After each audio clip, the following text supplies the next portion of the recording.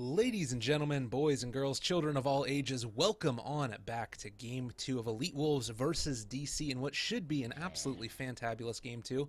I'm at Lyrical Dota, joined today by Llama Down Under in these North American playoffs, lower bracket, elimination mode potentially at this point in time for Elite Wolves. How are you feeling today, Llama? This is interesting. Broodmother first round ban? Yo, man, when you hate the spider, you hate the spider. What more can we say? I feel like it's also funny because in the lobby, Digital Chaos, so it is Van on that third slot.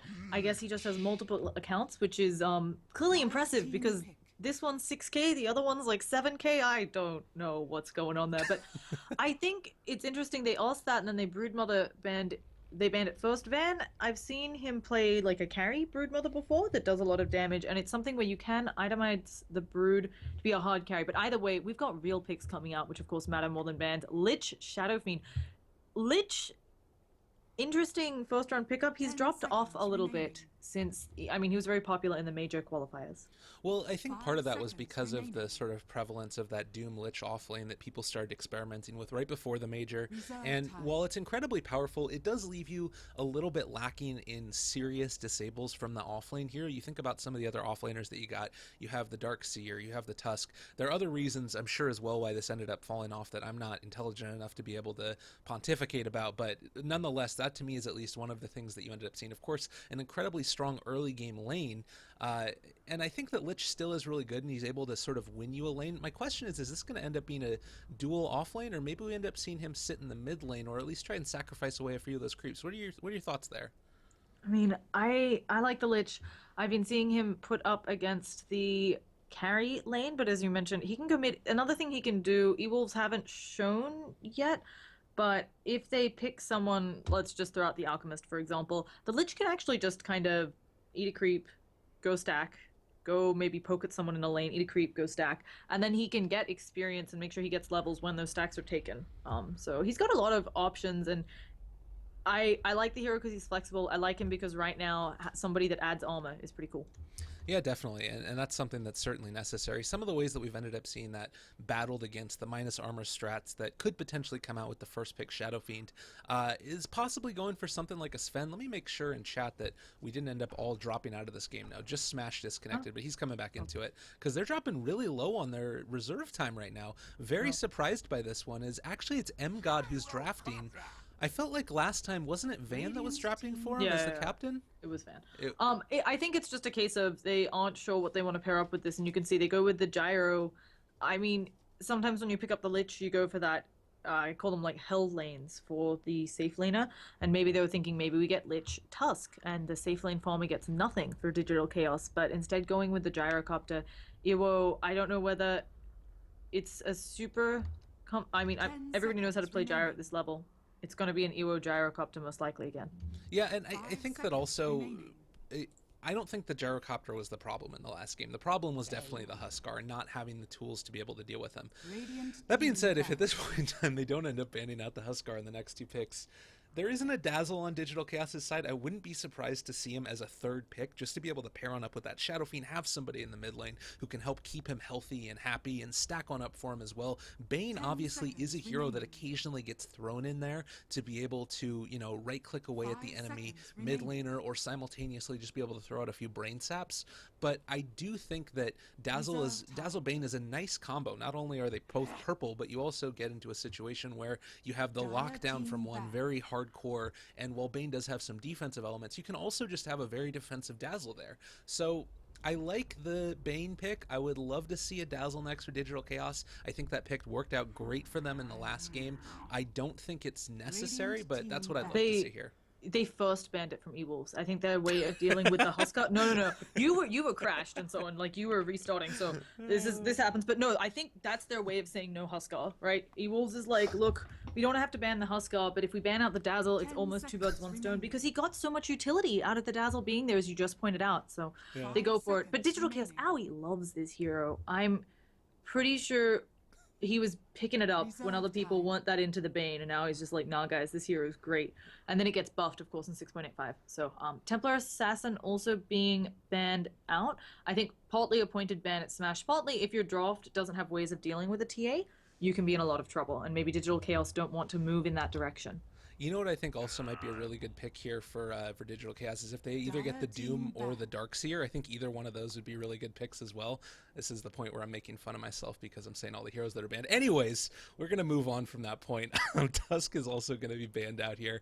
You finally get some love. I was really surprised when he wasn't in Lost series. Well, he's another one of those defensive heroes, or at least somebody that can be played in that defensive role. I'm wondering now, the Winter Wyvern, if this is sort of going to be the unsung hero. It gives you the ability to deal with the minus armor that comes on it, because obviously Cold Embrace is great for being able to keep somebody alive in the right clicks.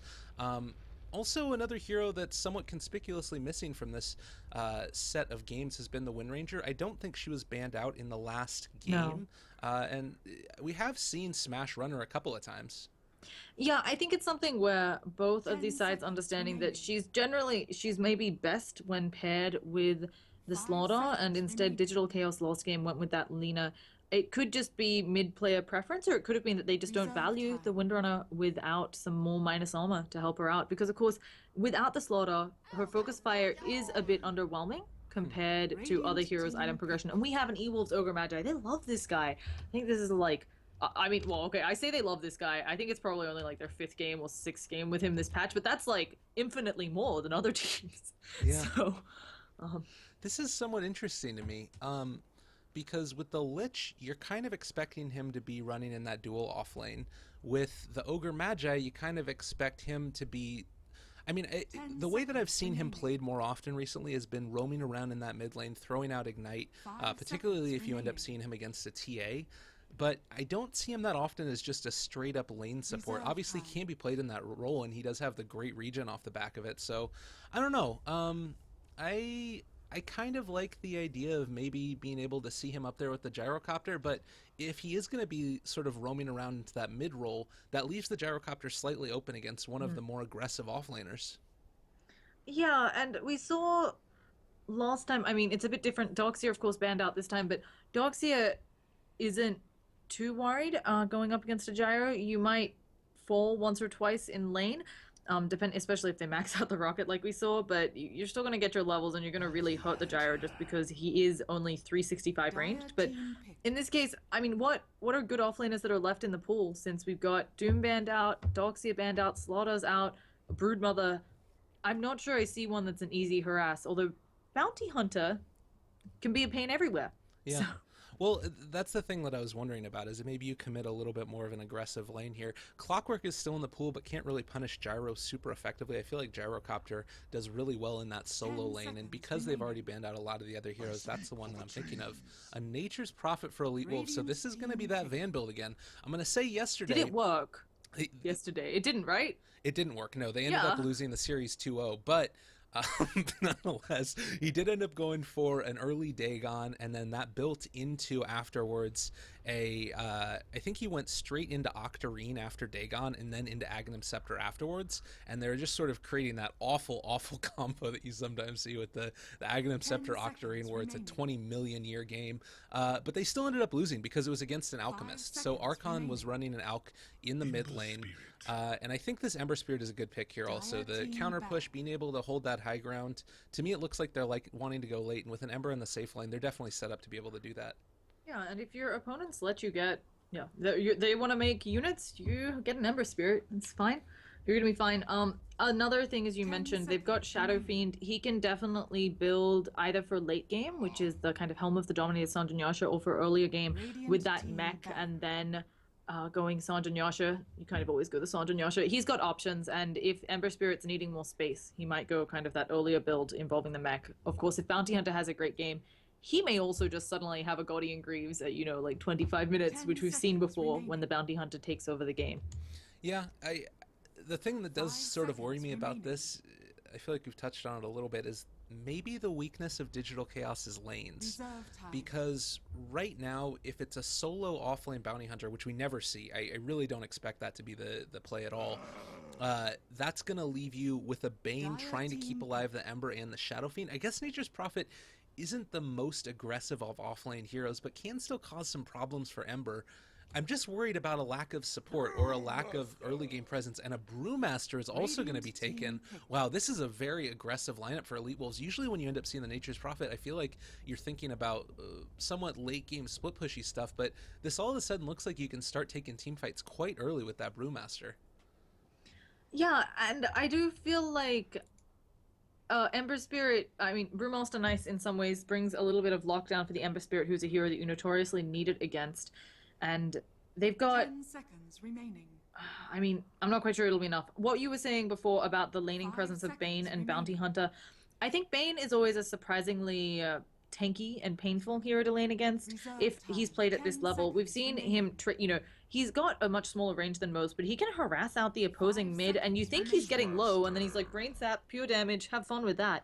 So it's always nice there. And now they want their Beastmaster, which is, the pick off on the Brewmaster hero. If Smash is trying to use that ult, he's going to get screamed into stun, I guess is how that works. Yeah. Or Fiend's Grip. I mean, they've got a lot of tools to deal with this Brewmaster now coming out. So I do have to say I like Digital Chaos's draft. I think it's a bit easier to execute on every turn. Well, again, the one thing that I'm going to be curious about is the laning stage for them. With the fact that you're running a Bounty Hunter here, Owie Bounty, it means that either the Shadow Fiend or the Ember Spirit is going to be left alone for probably extended period of time. Smash Brewmaster, and meanwhile having Van in that offlane Prophet. If Masuko is going to end up roaming around here at the early stages, I am a little bit 10 concerned about seconds Shadow remaining. Fiend's ability to sustain and lane against this Brew, where you can get a couple of solid 5 seconds slows down on remaining. top of him. Bounty Hunter's just going to be needing to run around and be at the proper lanes at the right time, and that's not always an easy thing to do. So, taking a look around, we've got, well, we can actually, because we know who everyone is, do introductions for this battle. game. Sounds good. We got Io here who's going to be playing for Elite Wolves. Gyrocopter, yet again, that Gyrocopter life. Smash Me Pastor is going to be playing on the Brewmaster, 8,000 matchmaking points. M-God going to be playing the Lich. We have Masuku is going to be on that Ogre Magi, heading down towards the bottom lane. And last but not least, Van on the Nature's Prophet with the Noltalian Tango build. Yeah, and then up on DC, we've got Beethoven or Yawar on that Shadow Fiend, Owie 2000 on the Bounty Hunter. It's going to be another 1437 Bane. Actually, he was Dazzle last time, so they did swap. Interesting. I mean, Owie is the Bounty Hunter specialist. I believe he played that a number of times in that big competition that happens once a year. But Bulba on the Beastmaster, who's actually headed down bottom, and then, of course, it's going to be 30 seconds TC to battle.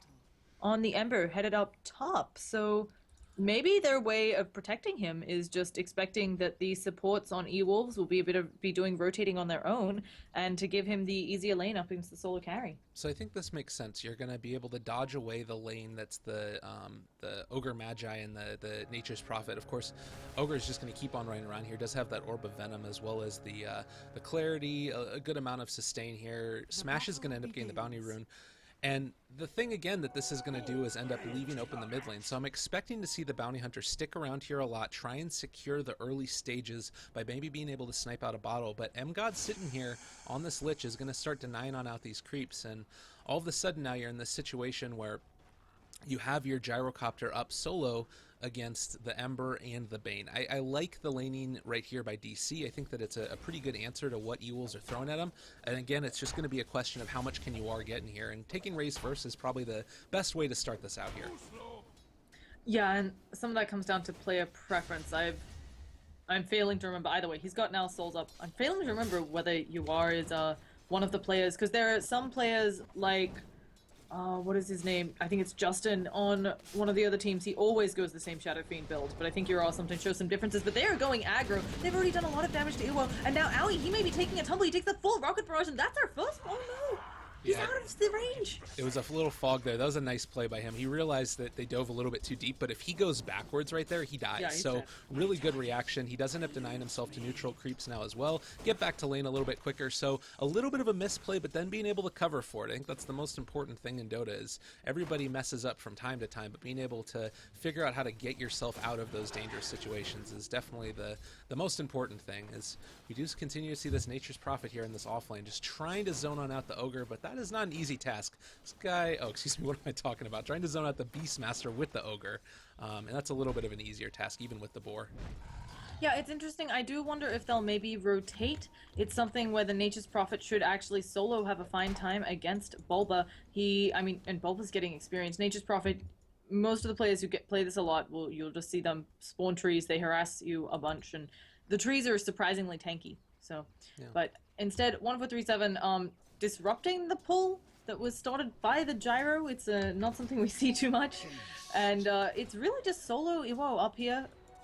I don't know how he's gonna fare if they don't rotate someone for him. Well, and the haste turn up on the Lich is going to at least apply a good amount of damage here onto 1437, but this is what they needed to have happen.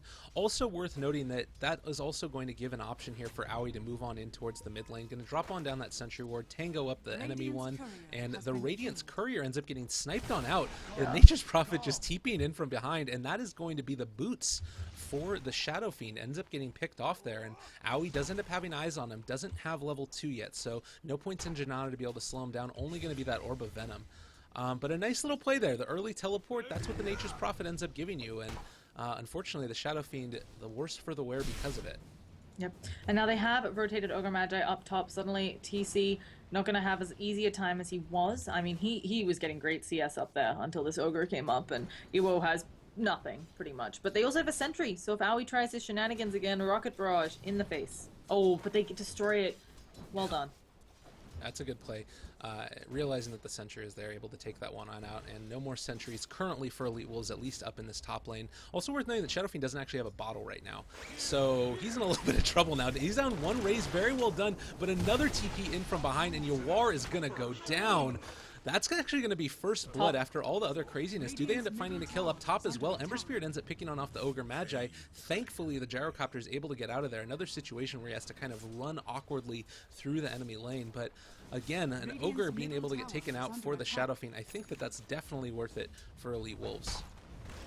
Oh, yeah, I mean, a Brewmaster should not be winning the lane, yeah, against the SF, right? SF has a lot of tools to do better, and especially it's one of those things where even if you did happen to win the lane, SF just hits level 5, raises down the wave, goes to the jungle. So they need everything they can to kind of shut this guy down, especially with how top is going, because Iwo has nothing. He is, I mean, 12 CS behind the Ember, and I'm not even including denies there, so. Yeah. It's been a bit of a tough one. Aoi also does have level 2 now, so having the really good long duration stun, being able to get that one off with the Janata. Look at all the damage coming out with the Brain Sap as well. They do end up committing the Fire Blast for this one. I think he gets out. Thankfully, not quite in range to be able to get the kill there. And now the Nature's Prophet TPing in. Sprout is going to be able to be an FTC in a little bit of trouble with the rocket on top of him. Nice body blocks coming out from the Trance. Nature's Prophet ends up getting that kill. Potentially thinking about more. 4 heroes are up here for Elite Wolves, taking out 1437, trying to Brain Sap away, but I don't think they're going to be able to get it. And Aoi also ends up showing himself now. They drop on down the Sentry Ward. Everybody is dying for DC, trying to TP out of here, but look at the damage as Aoi gets a double kill there on the Gyrocopter. 1-4 is the score. Fight recap is showing 1,000 gold swing at minute 5. This is also huge for the Gyrocopter, right? He was very far behind the Ember Spirit, and now he's above him in farm. Now, of course, lost hits, he's going to still have to get a couple of those for this to keep snowballing, but Gyrocopter wants a good start. Now they're going for the gank in the middle. Do they have the Sprout? They do not have the mana, but Beethoven, you can't fight Smash with the DD. So, Yawar goes down. Yeah. Pretty well done there. The DD up on the Brewmaster, just a little bit too much damage to deal with. Nature's Prophet did drop incredibly low off of that one. But again, this is kind of the power of that Nature's Prophet. Not something that you always see because you tend to think about him wanting to maybe stay in lane a little bit longer sometimes. That's, I feel at least... Well, all right, let me rephrase this. I feel like oftentimes when you end up seeing a Nature's Prophet in pub games, whenever you end up seeing a Nature's Prophet in some pro games even, there isn't as much rotation early. And I think that this is a great play by Van, and it's something that, again, we've seen a lot of the South American squads is wanting to rotate early, help out the rest of your lanes. It comes at the cost of Bulba getting a lot of farm down here, and he has gotten level 6.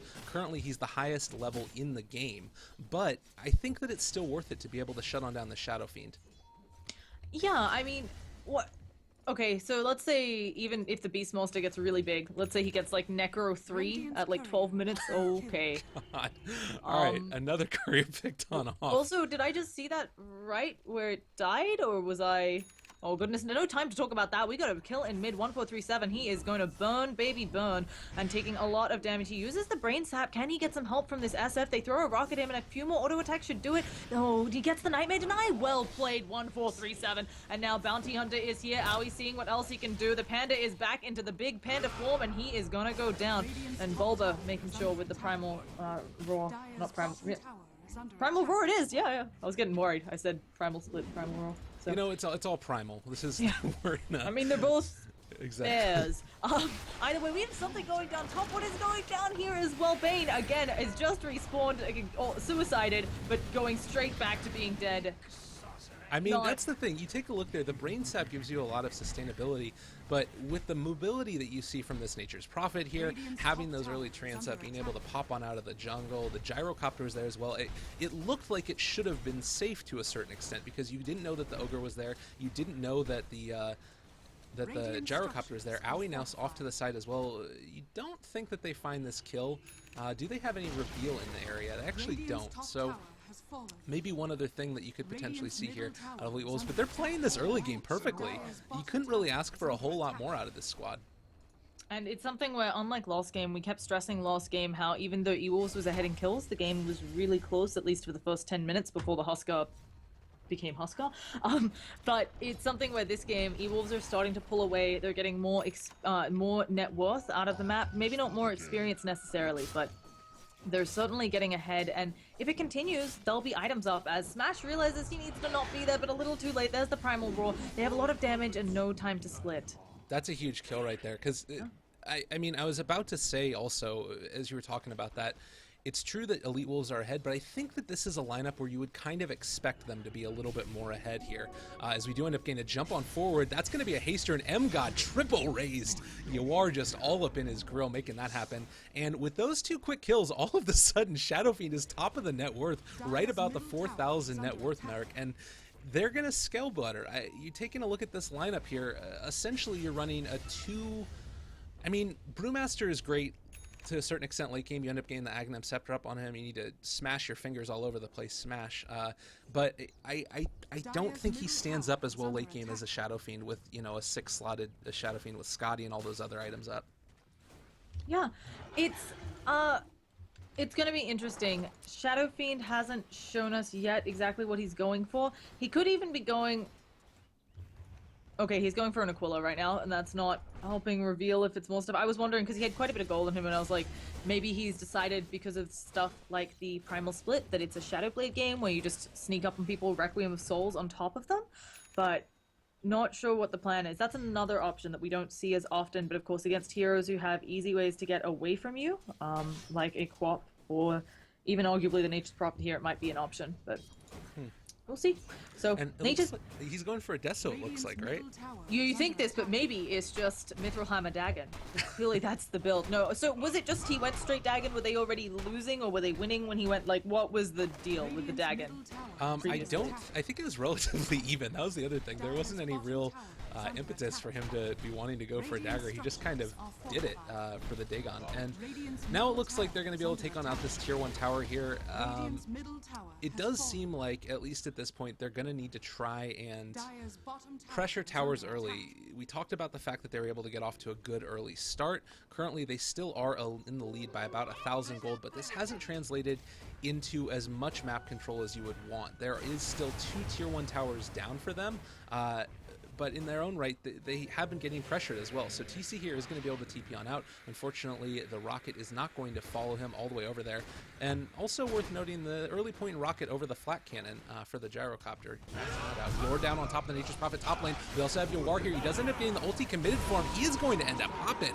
Nicely done there, and the TP out is going to be okay. That looks like that was the Beastmaster who got out of there. Yeah. And they're going to be happy with that. Now, Gyrocopter gets the kill on the Bounty Hunter down bottom. You know, you just... Ogre Magi had dust. I think Aoi probably scouted that, but thought he maybe hadn't given it away, and then Trax doesn't realize he's so up close and personal with everyone. Now, on itemization, DC, we've already mentioned it a little bit. If they can hold this out, it does feel like they have the better late game. A little bit of this depends on how Nature's Prophet itemizes, but especially if he's just going to go for a Deso build, it's very... I mean, it's a bit of an earlier build. It doesn't necessarily help you scale into the late game, and he is going to be paper thin, and there it is. That's going to be a Deso. So he's planning on pushing and ending this game out. And if they can just make space on DC, even if they don't maybe make space, you get a kill here and there when you're a little bit behind on gold because you've lost your tier 1 towers. Bounty Hunter will take advantage. All right, well, we're seeing now also they're on a bit of a timer here on Elite Wolves. We've talked about it, but they're taking the objectives that they need. You've got the Deso up on the Nature's Prophet. They're starting to apply pressure to the tier 1 bottom. Gyrocopter ended up going for those early drums. I think that these builds are still fine, but it doesn't necessarily scale as well if you end up going for like a quick Helm of the... Is Helm of the Dominator into just stacking up Ancients the other build for Gyrocopter? Am I remembering that correct? Yeah, no, he'll probably go that...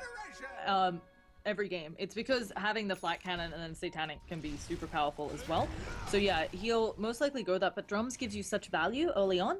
It's often picked up, and it just feels like an overwhelmingly good item, the drums. Also helps you escape a little bit, especially when you got track flying around. You can just move faster, but we got a smoke by DC. Yeah, looks like we're going to have Bulba move on in here, 1437 in the area. Fiend's Grip as well as Primal War ready to be committed. You also have the damage that can come out from TC on the Ember Spirit, currently level 9. Kind of the unsung hero in this one. He is the second highest level in the game behind the Shadow Fiend. And considering how much we've been seeing Elite Wolves roam around this early game, this is kind of translated into an experience lead for them. They are a little bit ahead, even though the net worth lead is 4,000 into the favor of Elite Wolves by virtue of those tower kills. And it doesn't look like they're going to be able to find the Lich up here, but could try and pressure this tower. And any tower that they're able to take against an early game lineup is absolutely wonderful for DC. And Lich is only level 7, so no points in that Frost Armor. He doesn't have a good way to slow this down, and of course can't come out and reveal his position. As you mentioned, grouping up, pushing towers did nerf the experience a little bit on E-Wolves, but DC was quite far ahead, and then they took a tumble, a few heroes dying, and they lost a good amount of that experience lead. And Nature's Prophet is soloing Roshan, because that's what you do. Very interesting. Alright, well, Ember Spirit ends up getting the top tower. This is pretty cool. It's something that we don't see all that often. For all the early game Roshes, usually you end up seeing it something along the lines of a TA or something. The other thing is, I don't think that Nature's Prophet revealed that he had the Dagon yet. They probably did see the Mithril Hammer, The but... Deso. Oh yeah, excuse me. What did I say, the Dagon? Yeah, it's close enough. No, I know, your memories from yesterday. So they're gonna come on in here and give this one. Is this a gyro every time? No, apparently not. I agree with the gyro sometimes. I guess they're deciding that the Nature's Prophet is so thin here that it's maybe going to be for him. He has a lot of damage output, and that the gyro is a bit tankier with the drums. Not quite sure. Yeah, not 100% sure I agree with that decision, but both sides just saying, hey, we're going to push, and they're knocking on your doorstep, Elite Wolves, so you have to come back for this. They're not going to be there in time. You've got the TP on in by the Nature's Prophet, but what's he going to do? They end up getting the chains down on top of him. They might end up losing a tier 2 tower here, but I don't know if it really ends up mattering even. You still have Fiend's Grip ready to be committed, as well as the Sonic Wave. There's going to be the Bruise Split coming out, going to be able to catch onto several heroes, lifting up the Shadow Fiend. Not going to be any mechanism at this point, so potentially in a little bit of trouble. TC kind of leaving 1437 high and dry, but I think that there's still okay. Another brew lift, because that's just what they do. They're also going to dispel it in the end. And now Beethoven, the turnaround, he's able to get off the mechanism. This might be a huge turnaround if they're able to get enough backup damage. The Nature's Prophet at the Deso, though, is just going to be too much to be able to deal with. Suku doesn't even end up going down to the Death Requiem. Everybody very low on Elite Wolves, but still able to make it out alive. 3 heroes dead for DC, and what looked to be a good fight for them maybe ends up getting taken around with that huge brew split. SF missed one of his raises there, which would have been a kill on the gyro. While not arguably worth it to trade his life for the gyro, obviously you take what you can get, and the fact that they managed to push those towers so uncontested, even get damage on the tier 3, was a pretty good exchange until they lost the heroes. And we can see, again, it's one of those things where DC was doing a great job of having the experience lead because of the way E-Wolves has been grouping up and pushing, and now it is just gone. Necrobook is finished on Bulba, though. They still do have a good amount of items. It does look like they sort of had to give up the idea of Bounty Hunter going for Mechanism. I don't know if he was ever going to really want to go for that. He might just end up going for like a Medallion Solar Crest type of option. But he does have level 8, so track kills, if they're able to find them, are going to be big. I think that pretty much at this point you just are going to try and commit the Ember Spirit to split pushing away whenever possible. Doesn't have the Boots of Travel yet, instead is just going straight for Battle Fury. So he's a little bit more vulnerable than you would normally see out of this hero, but a 3-man smoke on through the jungle. It's actually really questionable to do that. I understand he wants the Battle Fury up as soon as possible. Oh goodness, they're gonna find out 1437. No escape there, stunned up. And now can they catch any more? Owie, they saw him from the edge there, but there's no dust on this Brewmaster, so it's not looking like they'll find anything. And actually, there were trees right on top of him, but they don't know. So, I was gonna say it's really one of those things where if I know he probably wants the bots eventually on the Ember, but if you're not gonna get them anytime soon, I would say just get the treads because, as you said, you're a little bit tankier. And I was gonna say maybe it was just a case of he bought out twice when he was close to death, but no, he's definitely just finishing up that Battle Fury. It could also be that they're saying, hey, we really need this. They're gonna be sieging at our door in a second, and we want to make sure you cleave off of all those trees. I think that's the bigger thing for me, at least, is that they don't have the best of high ground defense. Like, the only hero that they really have to be able to push on out the waves is the Shadow Fiend, and now you're taking a look at Smash. You know, he's up on your front door. He does have Brew Split back up again. You saw what ended up happening when they were underneath their own tier 3s. I think that they can take this fight if they push forward at all. You've got still the Aegis on up on this Nature's Prophet, so he's not going to go down any time with the Hyperstone on top of the Deso. Look at how fast this tier 3 is falling, and Ember Spirit isn't here. Like, this is the thing. You take a look right now. If Ember Spirit was able to be here cleaving, it would be a completely and totally different situation. He's just now getting that Battle Fury up. A nice Shuriken connecting onto 4. Roar committed onto Smash as well. He doesn't able to get off the Brew Split. As of yet, that's going to be a dead Ember, or excuse me, Nature's Prophet. Bulba ends up going down as well. Oh, God.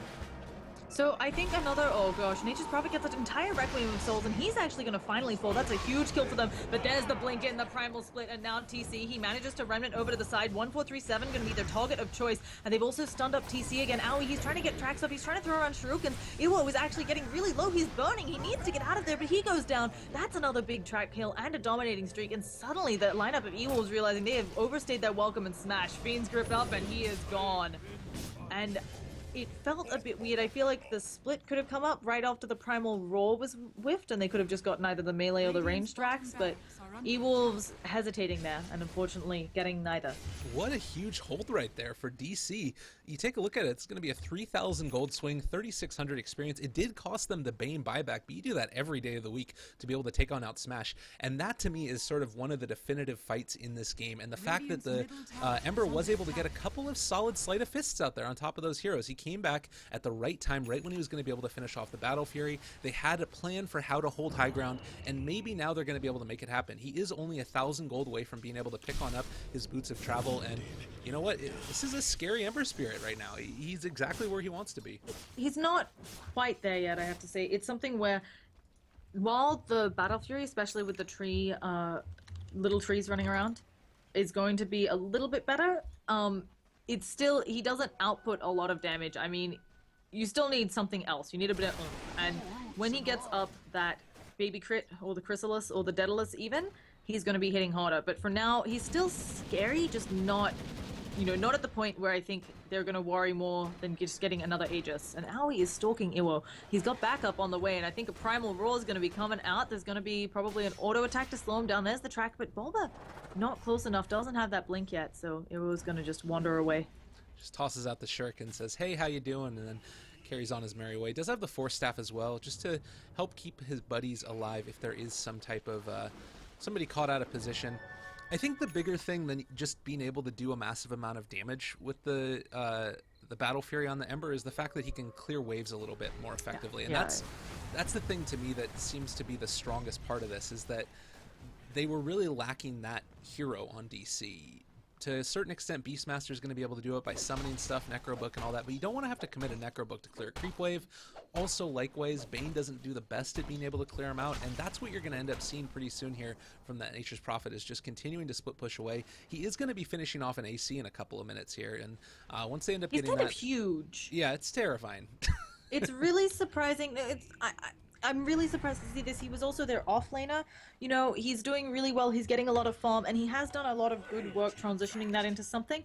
I like this AC pickup because I think it does fit their game plan of let's just push down things, and they're going in again. Can they catch out 1437? The multi-cast, they've got him. And now if their Nature's Prophet gets on down here, they can certainly make a go for it, but they're deciding on DC. I think they're saying they're just going to try to push up top. What is their TP status over there? They've both got them. So Necrobooks can come out from Bulba and see what work they can make of the tower, but TC already on his way home. Yeah, and it does also look like here that Yuar's been able to come on back in, secure on up this bottom lane. They haven't been able to take on out those barracks yet, and to me that's something that you need to be able to have happen. Oh, the reinitiation here is going to come on out. We do still have the call down up. They're going to be able to do on out the bloodlust, and now jumping forward, TC in a little bit of trouble, is going to have to remnant back. So good positioning there. Now Elite Wolves knocking on the front door again. They're able to get off the battle ferry, clear through the creep wave, and they don't have a creep wave yet, but still are going to be able to apply this pressure here to this top lane. This is the second time, though, I feel, where they have pushed without the Nature's Prophet, who is their... I mean, he's the Deso carrier. He's their building damage, and yeah, they're pinging it out now on DC. They know that this push isn't coming. It just feels a bit strange, and a lot of teams, when they do deal with the Nature's Prophet, they run that kind of like, you make space for the Nature's Prophet to backdoor. This doesn't feel like it. Like, they're trying to pound on the backdoor so Nature's Prophet can farm. Well, I'm wondering there if there was maybe a bit of miscommunication, and they were thinking... Like, I liked the first push there and then the reinitiation with the smoke, and I was wondering if they thought that maybe Nature's Prophet might end up TPing back in. He's going to go down to do these Ancients now, and Van, a carry player at heart, is going to keep on farming away. 11k net worth on him. And I think that they're in a decent spot to take an engagement now. If DC continue the smoke gank, I think that they probably call it off now as the smoke's about to wear off. Yeah, the smoke does wear off, but they're going for it. Primal Roar onto Smash, but he has a lot of support nearby. Smash is going to be instantly popped. Can the rest of DC get out? That is the question. An ult comes out from the Lich, and there is TP support coming back. Another stun coming out from the Ogre Magi. Not a multicast this time. Bulba looking like he's going to get out, and Beethoven on the top explodes to the Primal Split buyback, but they aren't able to catch out the Bane. So they got a buyback and only killed your War, while he's a big target as the opposing Shadow Fiend. They lost out on that for E-Wolves because they had to buy back. I think that was pretty much the best that you could hope for. Well, all right.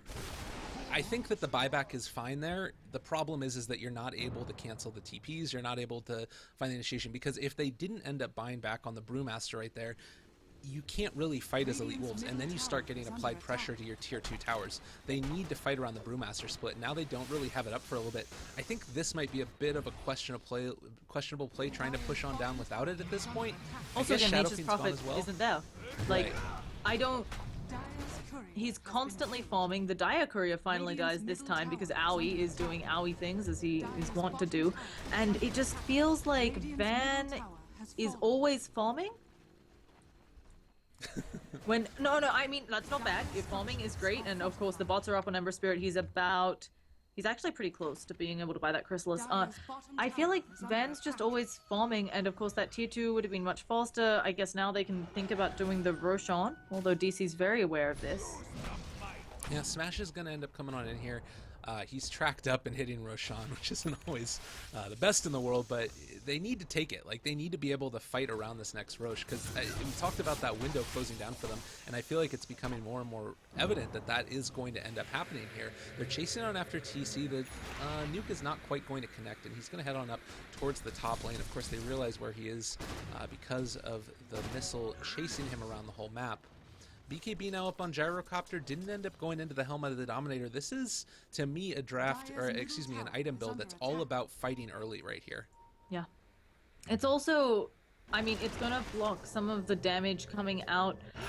Top lane Roar committed. Nature's Prophet is going to be caught out here. We don't have the TPs on in as of yet. It is going to be a one quick pick off though, as Nature's Prophet timely does fall. Are they going to be able to get any return kill on the Bulba? No, he's able to get out of there. Despite, I mean, Nature's Prophet was almost able to solo him there, even with the Roar committed. Yeah, Nature's Prophet does a lot of damage right now, and he maybe will think about his own Necrobooks. They're gonna know about this Roshan. I was gonna say, oh goodness, there's Ember Spirit going in. This BKB is also very interesting because, again, a lot of this stuff goes through BKB. Fiend's Grip, Shadow Fiend, I guess, doesn't have magic damage that does, but other than that, all this physical damage does go through, and of course, axes are physical. Primal Roar goes through BKB. It's interesting, but we're going to be seeing a Roshan, despite having the Deso holder not there, going to the way of E-Wolves. Nice Solar Crest as well finished on Lich. again, it's another one of these cases of ultimates being baited out. Well, not baited out necessarily, but ultimates being committed, and then Elite Wolves recognizing that and trying to push an advantage somewhere else.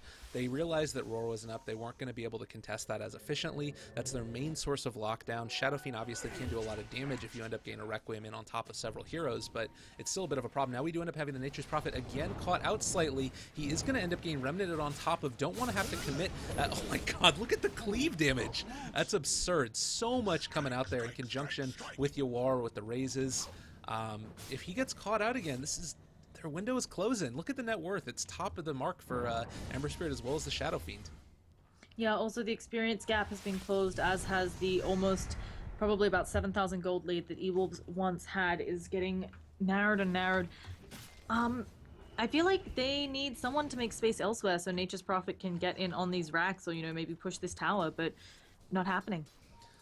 And again, it kind of comes back to that fight that we ended up seeing in the bottom tier 3. They're able to take on the tower, but they weren't able to apply the extra damage by getting the racks and being able to have the extra map pressure along that bottom lane. And I think that their draft definitely could have worked. It was probably just a couple of solid initiations. Certainly they're not out of it at this point. And if there's one thing that this lineup can do out of Elite Wolves, it's push together and try and fight and take towers. And if DC don't respond effectively to it, they're going to be in trouble. So I think as long as you have the Shadow Fiend there raising now creep waves, as long as you've got the Ember Spirit continuing to cut creep waves, you're going to be fine. Nature's Prophet ends up finding a kill as the TP comes in onto the Beastmaster in the bot lane. That's a good way to start, certainly. Yeah, and as unfortunately has been pointed out, that there's a Chrysalis on Nature's Prophet, which will really help out. Also, I wanted to say that Smash has picked up something. We don't get to see this a lot on a Brewmaster, and while there's a tier 3 tower falls, Shadow Fiend is stunned out though. He's being forced up forwards and immediately goes for the TP, and there are no more stuns coming out of that Ogre Magi since his only one is on cooldown. We have a Lotus Orb on Smash. It's really interesting. I think it's a fantastic item here, but I don't know whether you want Smash to be the one to get it, not just because he'll spend a lot of the team fight in that Primal Split, which means it can't exactly use that Lotus Orb, but also just because it's often something you rely on your supports to get. I actually really like it in this game on him because he's the only one that really has the gold to get it, and it's something that's going to allow the Gyrocopter to push on up into high ground. He has the Aegis right now, just finishing off the Eagle Song, and so I think that what we're going to see is them just try and slow siege on down maybe the mid tower. Again, it's going to be a bit of a problem, but this at least keeps him somewhat safe from Roar. And there is a bit of a long cast animation on that spell, so if you're able to get in before it ends up getting popped out, it's pretty good. The only question that I really have is, are they going to be able to deal with the split push coming out from the Ember Spirit? And I'm not sure at this point. Now that he's been able to pick on up the Chrysalis, they're ready to push on in here, and it's not looking like Elite Wolves are in a position where they can get up to that high ground push. Yeah. So they're going to have a nice track going out on the Nature's Prophet. While this guy hits like a truck, he is squishy as anything, and I think that's part of the problem. Oh, and we've got Ember Spirit. He's just being a real pain. He actually takes a stun, but there's no follow-up around, so yeah, he just remnants over the top. This next team fight, I think, will spell a lot of what's going to happen. And Elite Wolves, I mean, they've got a Gyrocopter. Not sure how good their hold is going to be if they are the first ones to lose a rack, so it looks like they might be with this push. Well, you're having the split push going down in the bottom lane also, so that's one nice little piece from there. Bounty is going to have to TP on back to deal with this, and I don't think that he can do it alone. So even if you do end up seeing DC, apply pressure here top lane, they're also going to be having a lot of pressure bottom lane. Is Nature's Prophet able to solo on, get the kill there? He snipes it with the ult. Really well done there to finish that off, and that kind of slows him down a little bit, and maybe not feeling as confident. DC are going to have to back on up to deal with this. Now, it's still a case of I wish the Nature's Prophet were the one down bottom. It's something where just a few, especially now that he has a Chrysalis, just a few auto attacks over this time period, if he'd been getting them on the ranged racks, it wouldn't be there anymore. And yes, it's only a ranged racks, but that is additional pressure for the lineup of DC that you would be able to have. They go in for it, but they're not quite able to lock him down. Where is his next remnant? He doesn't have one up, so he's having one walk over, but it's walking over right on top of a Nature's Prophet. He's going to walk over there more. The remnant's still a bit slowed, but there's the next one. That one isn't slowed at all. Yeah, that was too bad there. They were able to get off the really nice slow on him the first time around as Shadow Fiend ends up getting a kill on the Ogre. Sorry I ended up missing that kill. It's been kind of a crazy matchup this game as everybody is just, there's battles up from the top racks, battles down the bottom racks. They're not going to be able to find this kill as we do end up seeing The Bounty Hunter just jet back on out from that one, but TPs are back to the top lane as the pressure has been applied by Yawar as well as the Beastmaster, and DC have been able to weather the Aegis. That's the big thing. It's also going to be a super long Roshan respawn, a bit over 10 minutes, so not really going in favor of E-Wolves. They would, of course, prefer the short Roshan since they have Rosh pit control. And this Nature's Prophet, he's got 3.5k gold. Not sure what he's picking up next. Oh, he might just finish the Daedalus. Yeah, it wouldn't be terrible. It doesn't seem like he wants to go for that sort of Aghanim Scepter Octarine build, much more of the right-click battler. And we've sort of been talking about a bit of the quirkiness of this build. The more that I think about it, it makes some sense because they don't have another great right-click hero outside of the Gyrocopter. So they need somebody else who can sort of give them that presence of a lot of right-click damage. Oh no, Gyrocopter has just TP'd down into what he doesn't know is for, and he gets Searing Chains. Will there be follow-up? Bane is getting ready to come in. Bulba uses the Primal Roar, and if they need it, they have the Fiend's Grip, but I don't think they do. And Hero goes down, and now anybody else who's thinking about coming in like that Lich, gonna be all the way away. And here I think is where, so the Nature's Prophet, he goes to farm the jungle. He could take this tower. Yeah, alright, well here we see a pressure up on this bottom lane here. They are perfectly comfortable pushing on in here. Not a great way to be able to de-push this currently, considering the mech did already come on out. We do have off to the side there. Smash jumping in is going to be able to apply that Echo Shell to him. Nightmare on top of 1437 as well. There is going to be the Requiem coming out now. Also the Lich ulti bolting around. That's going to be a lot of damage on the Bulba. They're all jumping into the Lich ulti. What is happening right now? TC gets away, but man, DC dropping low. That was a very precarious situation for them. But they still got the Lich kill, and Nature's Prophet, I don't believe, was in that fight. Perhaps he's worried about the fact that he doesn't have buyback if he goes around to fight or gets picked off, but it does feel like there's been a bit of space here where he could be working on towers and is not, especially with that build. I mean, he's got an AC, he's got a Deso, those towers will melt before him, but now they still, you know, they still have a set of racks up top lane, and they still have a tier 3 in the bottom lane, although it did take a beating. All right, two things I'm going to mention real quickly here. Actually, three things now. First of all, Ember DD Rune is just going to be able to pick that up. Maybe going to try and turn that into something or just more farming. Two, Gem has been taken back into the favor of DC. They don't have one right now on Elite Wolves, which definitely hurts their ability to catch on out this Bounty Hunter. Their vision game is going to be hampered. And last but not least is that I don't actually remember what the last part of it was that I was going to talk about. I think the Necro Book level 3 is going to start to really play a lot more into their favor because they can apply pressure to this top barracks without Bulba necessarily having to be there. So, oh, yeah, it's also already had a huge impact. Yawar is hitting Foster because of it. Oh, Smash, they're trying to isolate TC, but not able to, and he just remnants away. A bit ambitious with no one having an Orchid. I remember the last point now. It's the Blink Dagger up on the Ember. He can throw the Remnant back behind him. He doesn't have to rely on it for initiation because you do have a lot of slows that are coming out from Elite Wolves. You have the Ignite, you've got Brew Clap, you've also got the Lich, Frost Blast as well. So all of these things together would end up creating a problem where maybe you don't end up getting out with your Remnant because you're slowed on down on the Ember Spirit. And instead he can just keep one behind him and make sure that he's fine throughout it. Yeah, it's a nice defensive way to not have to pick up some of the other defensive items, but again, I am more in favor, just as opposed to, you know, I'm a big fan of the full Gloss Cannon Ember build, and I think that given the way this game is losted for this long and is just slowly, it feels like, turning in favor of DC, it doesn't seem like a bad way to go, although, are we gonna run right into them? They blow the dust too late. Yeah. That'll be that. It's that really good mobility that you've been seeing out of this this Bounty Hunter. Blink Dagger, Force Staff, he's just all set to go. He's going to need to go invis back on over here, but with 2 TP scrolls, no way he ends up getting caught on out there. They do end up buying a second gem now on this Brew, which is something that they're going to need.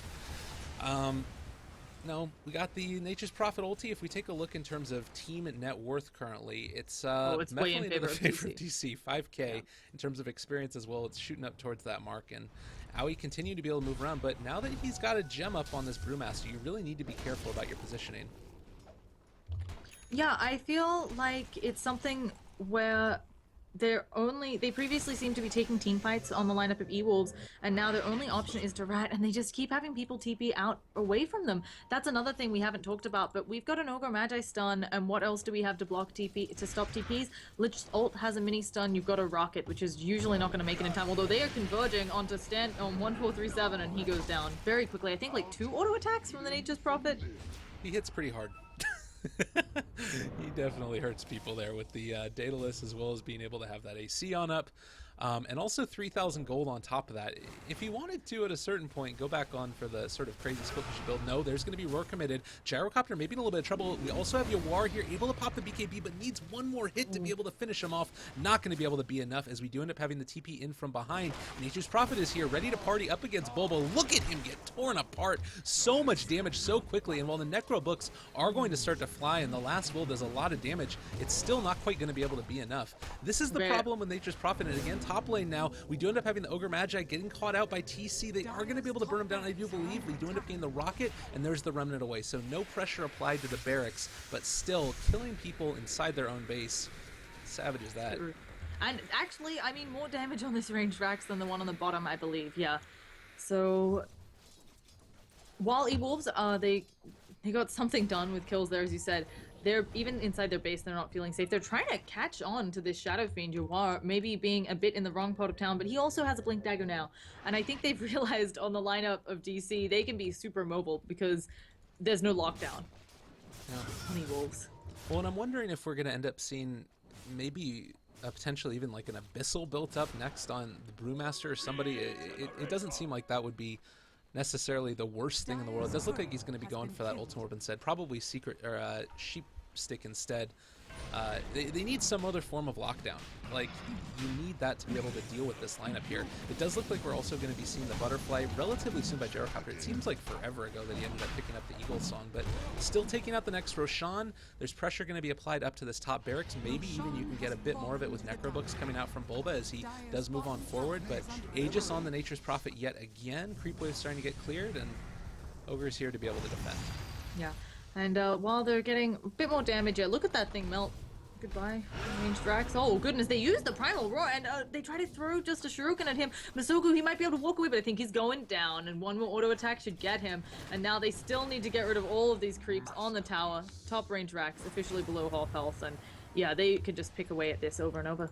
The other thing, Cheese is up on the Gyro. Fight recap at the end of that one, a 900 gold swing, but you also have to consider that just that chip damage that we're talking about. It's so weird. I kind of expected there to be a lot more just sort of early aggression, but it's going to be the Sheep Stick up on the Nature's Prophet this time.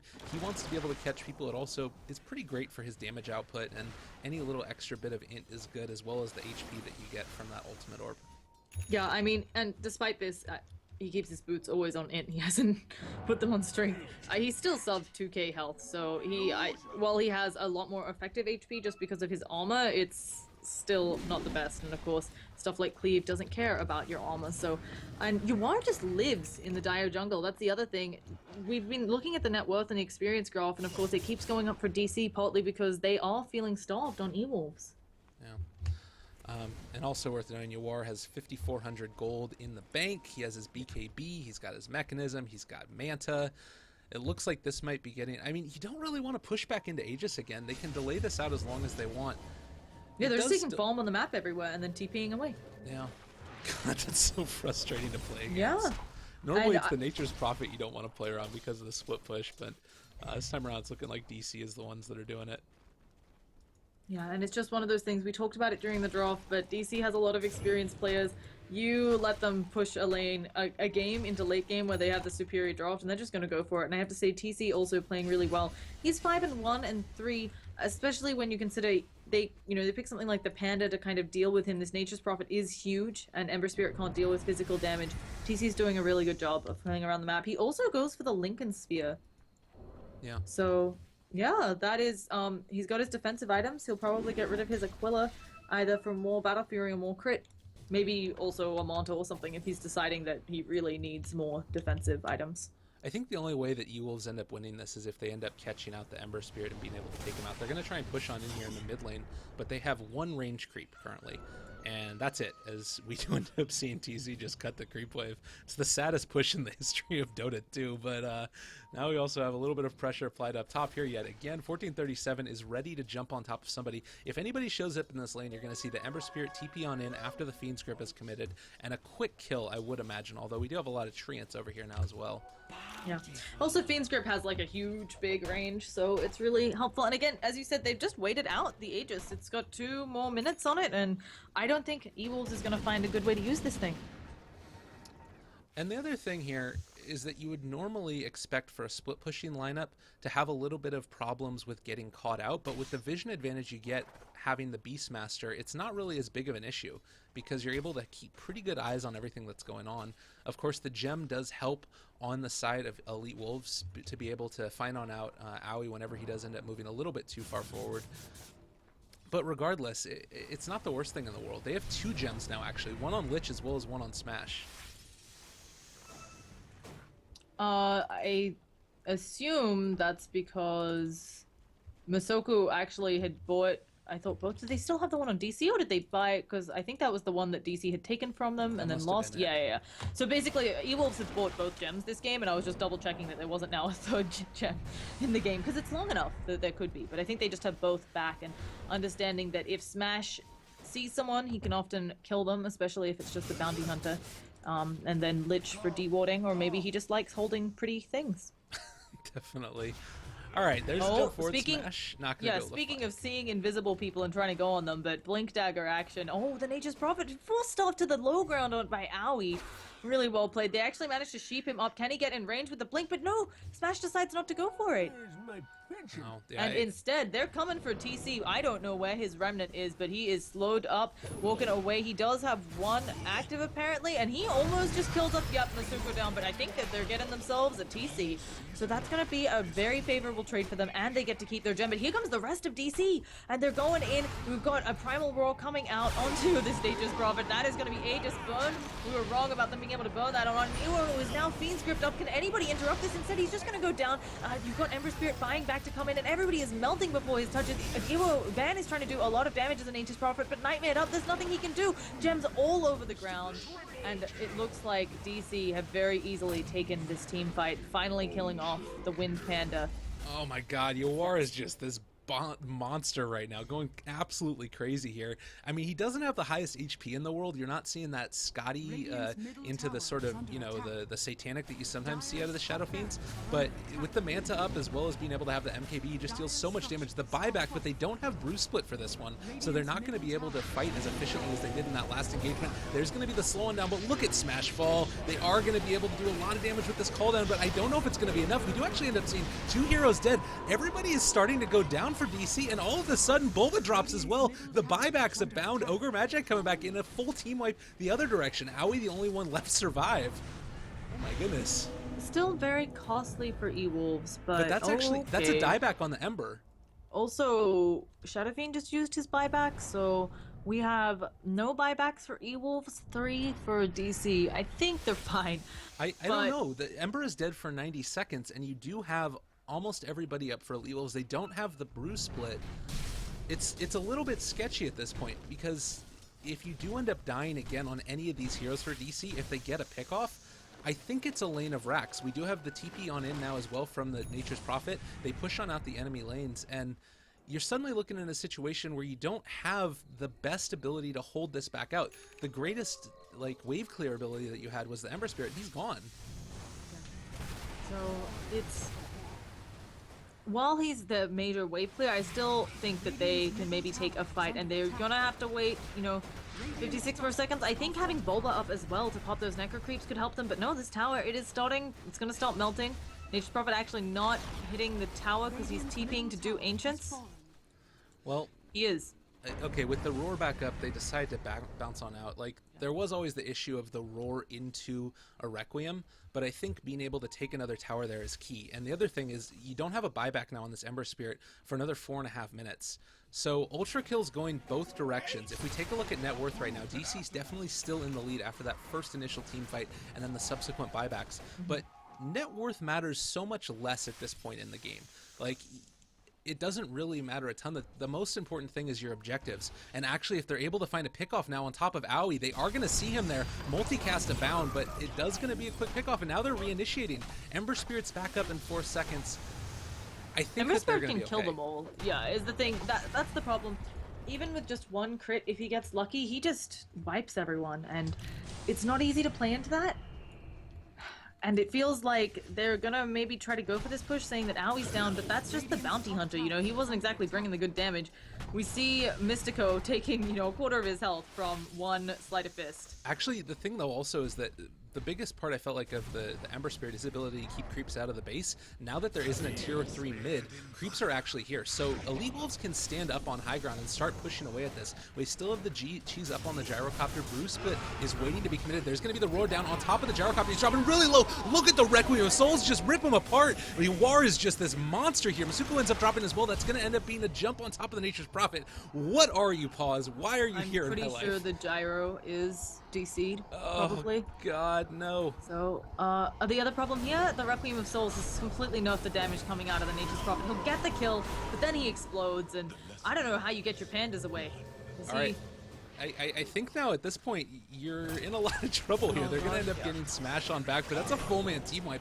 It looked like for a second there at least, they're going to be able to do something for Elite Wolves, but now in a lot of trouble. Smash does live for a long time, but the second drum, they only end up getting the melee barracks in the bottom. And now, with no buybacks and everybody dead for roughly 30 to 70 seconds, I think this is DC's time to shine. Yeah, they know that there are no buybacks because of the previous engagement, and that they feel like they can probably take a Rax. This is more than enough time to push up and do serious damage to this base, and that could have just been game. God, what a way to win this one if they end up doing it. Like, a series of huge team fights back and forth, and Shadow Fiend is going to be back up in another 60 seconds. DC looking pretty strong here, and Elite Wolves unfortunately not able to make the most of their early game draft. It even felt like at this late stage, 45 minutes into it, they were going to be able to make a secondary comeback, but only getting one of those barracks. Now they're going to end up being able to take on out this last set of barracks in the mid lane, moving on down to bottom afterwards. Ogre is back up, as is the Lich. They just need to try and apply this pressure as quickly as possible. Tier 3 towers falling. You've got the Inner Beast Aura going. This is going to be 2 lanes. And I think that they can maybe even go for a... going for a third is risky. No, you should do it. They should totally do it. No, I think they could definitely easily go for a third. I mean, they're not going to. They're going to back out. They're going to play it safely. But they have nothing to fear. The team fight from E-Wolves is not that great. And with someone like the Ember Spirit, especially with all these Blink Dagger pickups, I mean, yeah, they don't have your War here, but they have a lot of Blink Initiation, Force Staffs, and so on. I think that they would have been fine to go. So. All right, well... Bulba now 5,400 gold on him. We do have on the Bounty Hunter the Lotus Orb finished off, as well as the 3,000 gold extra. Another courier ends up going down there. Slightly unfortunate. It looks like they want to come back here. Roche is going to respawn in another second or two. This might be the one last hurrah here for Elite Wolves. I mean, they do melt count towers. Here's the thing, they do super melt towers. You've got stuff like, we saw that Nature's Prophet when he was pounding away on that melee Rax, it was going down. I was even surprised by how fast. I know he has a lot of damage, but I did not expect it to be so easy because of the melee Rax being, of course, a lot more tankier. But he can get it, so if there's a mistake here, maybe the Nature's Prophet can push for the Ancient, but I don't know how they make a team fight where they win with the way that they've itemized and just the heroes that they have. This gyro, you talked about it. It feels like it's been forever since we had him have that butterfly, and he's still trying to get the Satanic. Yeah. Well, this is definitely going to be the last big fight here for Elite Wolves, one way or the other. They either need to take Roshan and then immediately run on down the mid lane and try and take on out the Ancient, or possibly, if they don't end up getting this, this could be really, really devastating. Oh god, DC Bulba, yeah, he does have Roar on up. They spot this all out. This could be game right here if they're able to find it. Jump on in. There's going to be the Requiem as well. Roar committed. No, Requiem not quite out yet. Masuka dropping pretty low, as well as IWO. All of them are starting to fall, and the Ember Spirit cleaving on top of everybody. Nature's Prophet able to take on the Bounty Hunter and the Beastmaster, though, and Bane. Look at him start to go to work, but TC is still such a... He's got a ton of damage. Look at the Nature's Prophet rampage! So, oh goodness. Now 1437 is like Nature's Prophet, I've got you. Oh goodness, if they take him out here, can he get away? Fiend's Grip gonna stop that. If Nature's Prophet could have escaped that maybe would have been game, as you mentioned, and they should be able to finish off this Roshan. There were a lot of buybacks for that, unfortunately, on the lineup of DC, but I think that they're still alright just because they have 2 lanes pushing in, and still, oh, as I say, that buyback just comes off cooldown for the Brewmaster, so he's going to try to push out the lanes as much as he can. You're also going to have buyback right now by the Nature's Prophet. It's so lucky that they ended up coming offline right now. Lich also has buyback. It was a 7,000 gold swing at the end of all that one, and now Nature's Prophet coming back in here. He wanted to be able to see if he could find somebody, but not going to be able to make it happen. What a freaking play right there. The Rampage by the NP also has his BKB finish now. This is a 10-second BKB. Yeah, I don't know if you saw the initial part of that engagement, but Nature's Prophet was actually like TPing in to help out with the Roshan, or using the Sprout to, not the Sprout, sorry, using the teleportation to get in, and then like he saw the, I can't remember if it was the slide. I think the Sleight of Fist comes out, and Nature's Prophet is like, I'm good. He just cancels it, and then that's how he managed to avoid a lot of that damage and a lot of the debuffs that would have nerfed his damage. But yeah, I mean, they just took a fight. That's how apparently you bait most of your heroes in the Roche pit, but now they don't have buybacks on Brewmaster and Nature's Prophet again for another 6 minutes. It's scary, and yeah, the buybacks are down on the lineup of DC on those cores, but you have to kill them again.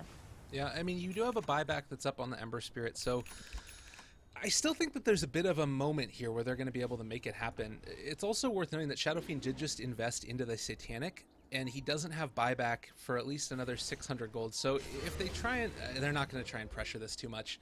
This game is going to go until probably the next Roshan, unless we see a really...